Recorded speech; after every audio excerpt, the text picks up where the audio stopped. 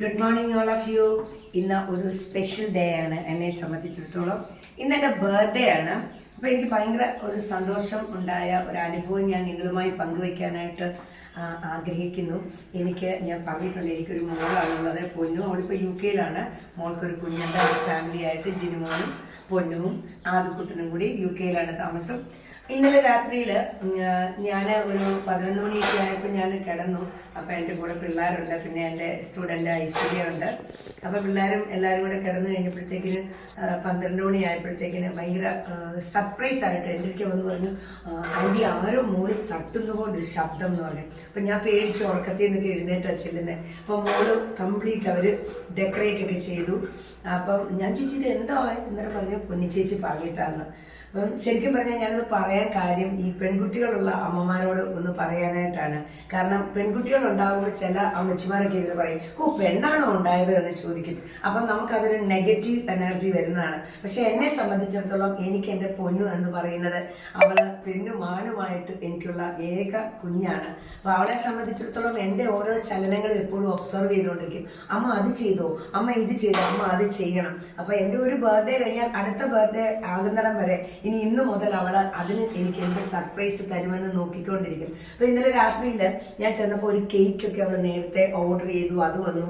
Correct 12 മണിയായപ്പം എനിക്കൊരു gift തന്നു, ഒരു ഐഫോൺ.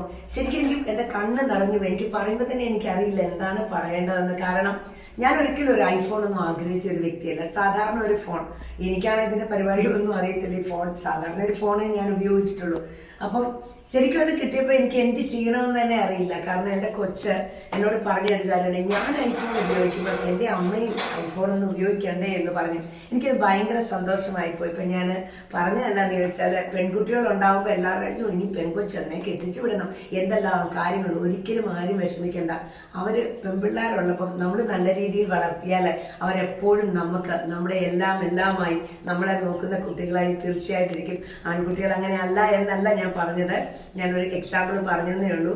അപ്പം എനിക്കിന്ന് വിഷ് ചെയ്ത എല്ലാവർക്കും ഒരുപാട് നന്ദി. അതേപോലെ തന്നെ പ്രാർത്ഥനയിൽ ഓർക്കുക. എൻ്റെ പൊന്നൂസിനും 1000 നന്ദി ഞാൻ പറയുകയാണ്. അവള് UK-യിലാണേ പോലും എപ്പോഴും അവൾ എൻ്റെ കൂടെ ഉണ്ടെന്നുള്ളൊരു തോന്നലാണ്. അവളാണ് എൻ്റെ എല്ലാം. അവൾക്ക് വേണ്ടിയാണ് എൻ്റെ ജീവിതം തന്നെ, അവൾക്ക് വേണ്ടിയാണ്. അപ്പോൾ ഒത്തിരി നന്ദി എല്ലാവർക്കും. നന്ദി.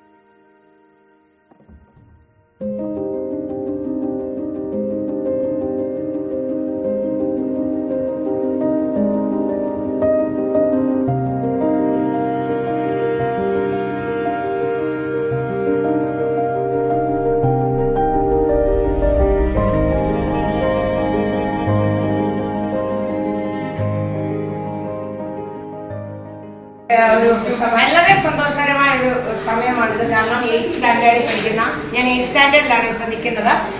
എൻ്റെ പിള്ളേരില്ല, എൽഖാൻ എന്ന് പറയുന്ന ഒരു കുട്ടി എൻ്റെ ഒരു പടം വരച്ചിരിക്കുകയാണ്. എനിക്ക് ഭയങ്കര സന്തോഷം തോന്നി. കാരണം എന്താണെന്ന് വെച്ചാൽ എൻ്റെ ജീവിതത്തിൽ ആദ്യമായിട്ടാണ് ഇങ്ങനെ ഒരു കുട്ടി ഇത് ആദ്യമായിട്ട് വരയ്ക്കുന്ന. പിള്ളേരെല്ലാം ഭയങ്കര സ്നേഹം ഒത്തിരിയുണ്ട്. എന്നാൽ ഇത് എൻ്റെ ജീവിതത്തിൽ മറക്കാൻ പറ്റാത്ത ഒരു അനുഭവമാണിത്. കാരണം ഇത് കണ്ടിട്ട് ഏകദേശം എന്നെപ്പോലൊക്കെ തന്നെ ഇരിക്കുന്നു അല്ലേ? ഓക്കെ, അപ്പൊ ഒത്തിരി സന്തോഷം. Thank you. ഓക്കെ.